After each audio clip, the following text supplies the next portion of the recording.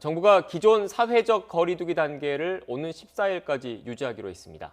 이번엔 일부 다중이용시설에 대한 방역 수칙이 완화됐는데 영업 제한 시간 제한 완화에 기대를 걸었던 자영업자들 분통을 터뜨렸습니다. 현장에 나가 있는 취재기자 연결합니다. 엄윤주 기자. 네, 서울 홍대 거리에 나와 있습니다. 네, 정부가 기존의 사회적 거리 두기를 연장했죠. 네, 그렇습니다. 수도권 사회적 거리 두기 2.5단계 조치는 설 연휴가 끝날 때까지 유지됩니다. 정부는 애초 신규 확진자 수가 300명에서 400명으로 떨어지자 사회적 거리 두기를 완화하는 것도 방안도 검토했는데요. 하지만 잇따라 최근 들어서는 IM 성교회발 집단 감염과 일상 속 감염이 잇따르자 다시 한번 방역의 고삐를 바짝 쥐기로 했습니다. 자칫 설 연휴가 코로나19 재확산의 도화선이 될 수 있다는 현실적 판단에 따른 겁니다. 이로 인해 수도권 결혼식과 장례식장 등은 지금처럼 50명 미만으로만 진행하고 유흥시설 5종과 홀덤펍도 2주간 영업할 수 없게 됐습니다. 특히 큰 관심을 모았던 밤 9시 이후 다중이용시설 영업 제한 조치는 2주 더 연장됐는데요. 이번에는 아예 지방자치단체나 권역별로 이를 완화하지도 못하도록 못 박았습니다.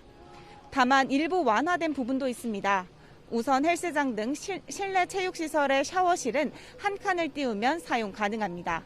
공연장과 영화관에 대한 좌석 규제도 다소 완화됐는데요. 거리두기 2단계 이상에서는 동반자와도 한 칸 띄어 앉아야 하는데 이제부터는 동반자와 같이 앉을 수 있습니다. 또 스키장 등 겨울 스포츠 시설은 밤 9시 이후 운영을 중단하던 조치를 해제하기로 했습니다. 네, 엄윤주 기자, 경제적 어려움이 누적되고 있는 만큼 자영업자들은 반발이 심할 것 같습니다.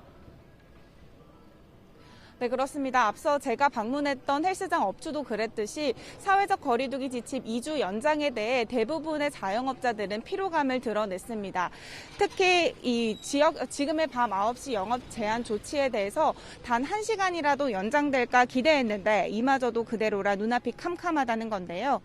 홍대는 제 뒤로 보시는 것처럼 맥주집과 주점, 노래 연습장 등이 많이 밀집돼 있습니다. 주로 저녁과 밤 장사에 초점이 맞춰져 있는 만큼 해도 너무한 거 아니냐는 목소리가 쏟아지고 있습니다. 설 연휴 대목을 앞두고 조금이나마 매출 회복을 기대했던 만큼 실망은 더 컸다는 반응도 있는데요. 물론 일부 시설의 경우 이전보다 완화됐긴 했지만 이른바 밤 9시 코로나 통금 체제 하에서는 매출 회복이 힘들다고 호소하고 있습니다. 그러면서 코로나19가 좀처럼 끝나지 않는 만큼 더 이상 자영업자들의 희생을 강요만 하지 말고 장기적인 관점에서 업종별 세분화한 방역 대책을 마련해달라고 거듭 요청했습니다. 무엇보다 현장의 목소리를 들어달라는 게 이들의 공통된 의견이었습니다. 이런 가운데 정부는 일주일 뒤 거리두기와 집합금지 등 방역수칙 조정을 재논의하기로 했습니다. 또 내일 거리두기 단계 개편을 위한 공개 토론회를 열고 의견 수렴에 나설 예정입니다. 지금까지 서울 홍대 거리에서 YTN 엄윤주입니다.